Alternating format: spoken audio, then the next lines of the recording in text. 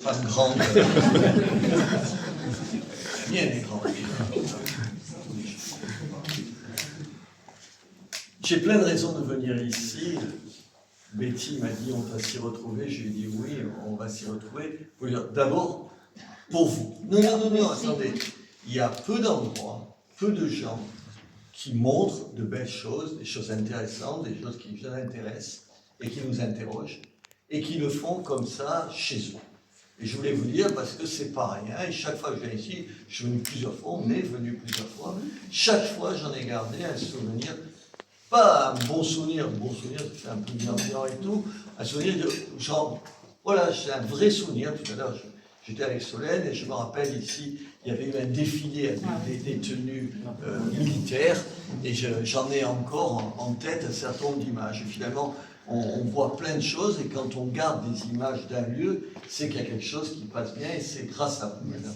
Grâce à vous. La deuxième chose, évidemment, c'est vous, madame, pour deux raisons. C'est l'artiste et l'Ukrainienne dont je voudrais parler.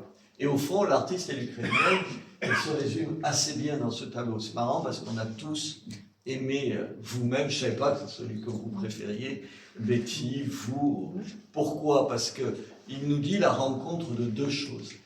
D'abord, de votre peinture, quand on peint des fleurs, on peut penser que c'est un peu mièvre, que c'est bucolique, mais bucolique, je déteste le mot et tout ça. Et les fleurs que vous savez peindre, et comme je parlerai après de ce tableau, elles ne sont pas mièvres, elles sont pas jolies. C'est ce vilain mot qui est joli, dit dans ce sens-là. On peut dire que c'est une jolie fille, c'est pas pareil.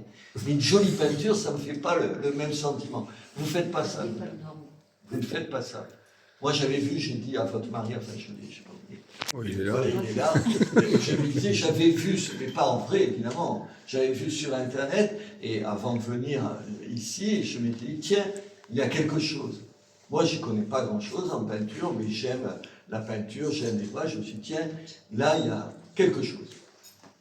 Il y a un regard, il y a une sensibilité, il y a aussi un savoir-faire, évidemment. Ça, vous savez faire, vous savez peindre. Là, je le dis, c'est tellement de peintres qui ne savent pas peindre, de photographes qui ne savent pas faire des photos, d'écrivains qui ne savent pas écrire. Vous n'avez pas rencontré, il y en a une tonne quand même, au mètre carré quand même. Alors quand on rencontre quelqu'un comme vous, je veux le saluer. Mais ce tableau, il dit autre chose. Vous m'avez dit que vous l'avez peint après le 22 février. Et je comprends. Je comprends parce que tout à l'heure, quand je vous ai dit que c'est celui-là que j'ai aimé le plus, vous avez dit, il n'y a plus les couleurs, il y a la guerre. Sur les couleurs, je me retourne vers vous, parce que vous êtes peintre, vous savez l'admiration que j'ai pour vous. La guerre, elle peut délaver les couleurs, effacer les couleurs, donner à leurs couleurs un sens qui n'est pas le même que l'autre. Et donc, voilà, ça m'a touché, parce que ça me touche, parce que je connais bien l'Ukraine, enfin, je suis allé une quinzaine de fois en Ukraine avant la guerre et après la guerre, parce que vous le savez, on est jumelé avec une ville ukrainienne, parce que la situation aujourd'hui est épouvantable. Épouvantable.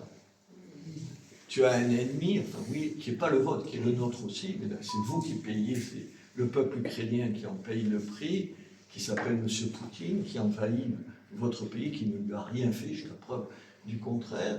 Vous avez des alliés, et puis du jour au lendemain, vous découvrez que ces alliés ne sont plus des alliés, et que des alliés peuvent trahir. Et aujourd'hui, chaque fois que je vois M. Zelensky, je ne le connais pas, je connais des gens qui le connaissent très bien parce qu'il a travaillé à la télé quand moi je faisais aussi de la télé et tout.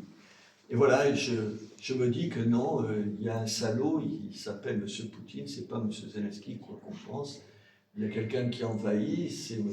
Poutine et c'est pas M. Zelensky. Il y a un agresseur, c'est M. Poutine, c'est pas M. Zelensky. Et il y a un tyran, c'est M. Poutine et c'est pas M. Zelensky. Et autour de tout ça, et c'est pour ça que j'écrivais, tu sais, on a écrit cette semaine au maire de Chorkiv, parce qu'en plus de cette abomination, des centaines de milliers de morts, quand même, vous avez un président américain qui lui tourne le dos, qui l'insulte, qui le méprise, qui le rabaisse. Et Je suppose que je ne suis pas le seul ici. Quand j'ai vu cette scène, je me suis senti, moi, humilié. Moi, humilié. Voilà ce que je voulais vous dire. Et c'est pour ça que j'ai tellement sensible à ça. En plus, il y a eu jusqu'à 300 Ukrainiens dans notre ville. Il y en a à peu près 80 encore qui vivent ici. Ils sont chez eux ici. Je pense qu'on peut tous le dire, chez eux. Chez eux. On est fiers de les recevoir. On est fiers qu'il y ait des Ukrainiens dans notre ville. Et on sera toujours là. Pas aujourd'hui ou demain, ce long terme. Et en plus, quand c'est des Ukrainiens ou une Ukrainienne qui a autant de talent, on est heureux de vous avoir. Voilà, je voulais vous le dire du fond du cœur et de la part de tous les Biterrois. Merci de ce que vous êtes et de ce que vous nous faites. Merci à vous qui vous comprenez de cette situation en laquelle on doit vivre et on doit survivre. C'est obligatoire. Parce que la guerre, c'est pas la guerre de Russie et Ukraine, c'est la guerre maintenant mondiale. Parce que beaucoup de choses changent très très vite. Et on doit survivre, on doit prendre ferme avec cette situation. On doit plus united. Oui, c'est très très important maintenant. Et vous nous donnez l'occasion aujourd'hui de l'être, grâce à votre peinture, et peut-être encore plus grâce à ce tableau. Oui, c'est ça. Merci infiniment.